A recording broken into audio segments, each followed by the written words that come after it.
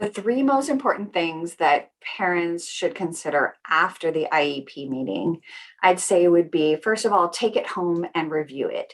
Read every single word in depth. Make sure you understand it.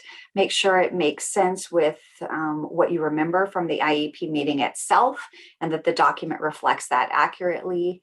And make sure that you really understand the document and you agree with it before you're going to sign it or agree to the services in full. Again, every state is going to have a little bit different regulation with regard to how you agree to an IEP meeting. In California, you have to have a written signature before they can implement anything. So that's something to consider as well. But take it home and review it and give yourself a little time to digest it, because it's usually a lot of information coming at you in that meeting, especially when you're there for the first time. The second thing that I think is important to consider after the IEP meeting is what to do if you disagree. And Undivided's got some great resources for that.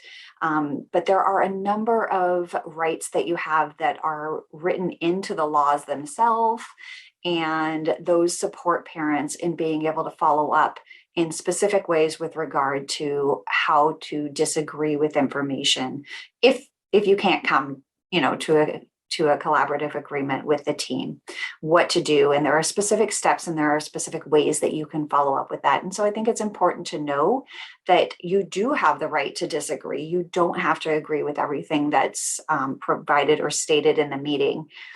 And you have the choice to say yes or no. And then there are specific ways to follow up on that and to make sure that those that gets implemented and or followed up on appropriately. The third thing that I wanted to touch on with regard to considerations after the IEP are whatever goes into that IEP is what's considered stay put. It stays until a new IEP team, so yourself and the team, gets back together again, basically, and agrees to something else. So whatever goes in that very first IEP is really important because it stays until the team can agree upon something else.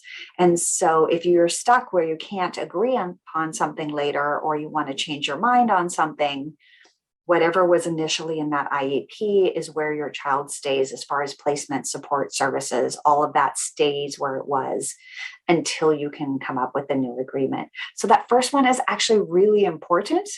And I encourage you to advocate for what your child needs and really stay firm with regard to, no, I really feel like this is important and this is essential. Because if you end up in a placement, if your child ends up in a placement that doesn't feel satisfactory and doesn't feel appropriate, while technically, yes, the IEP team can get back together and can say, hey, this isn't working, let's change it. That's the way the law is designed. In reality, it rarely is that simple and that easy.